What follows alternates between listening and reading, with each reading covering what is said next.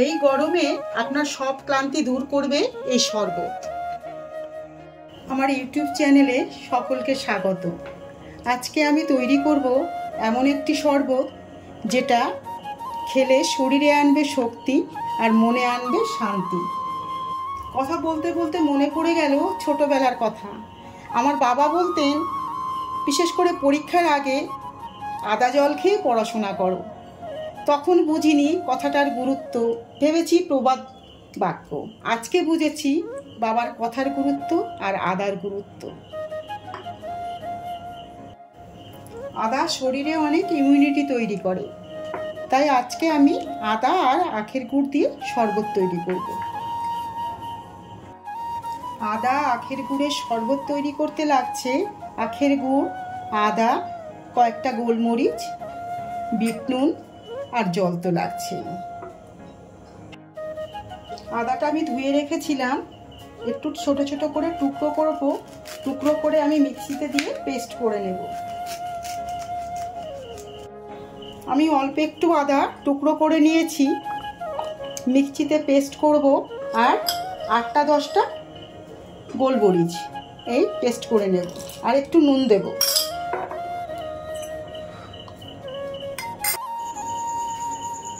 মিক্সিতে পেস্ট করে নিয়েছি, এই যে এরকম হবে।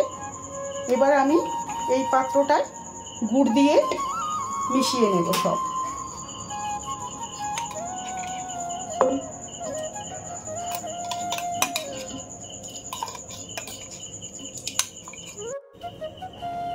আমি আখের গুড়টা এবার 2 চামচ এর মধ্যে দিয়ে দেব, দিয়ে সব মিশিয়ে নেব।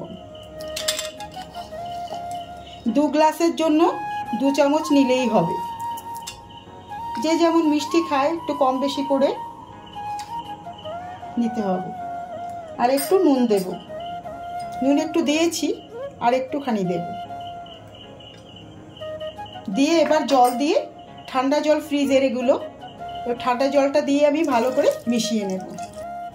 2 গ্লাসের জন্য 2 বাটি জল আমি মিশিয়ে দিলাম, বরফের জল।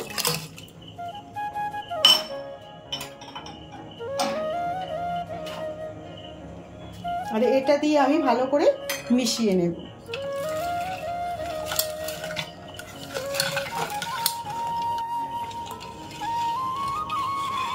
জলের ভেতরে সব মেশানো হয়ে গেছে। এবার আমি ছাঁকনি দিয়ে ছেঁকে গ্লাসে ঢালবো।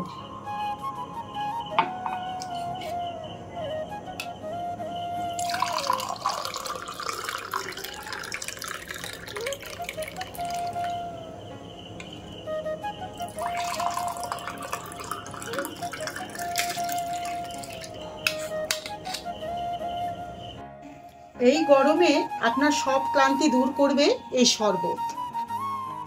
আপনি যদি বাড়িতে এটা তৈরি করে খান, আমি নিশ্চিত আমার ভিডিওতে আপনি লাইক করবেন। ভিডিওটা ভালো লাগলে লাইক, শেয়ার আর সাবস্ক্রাইব করবেন।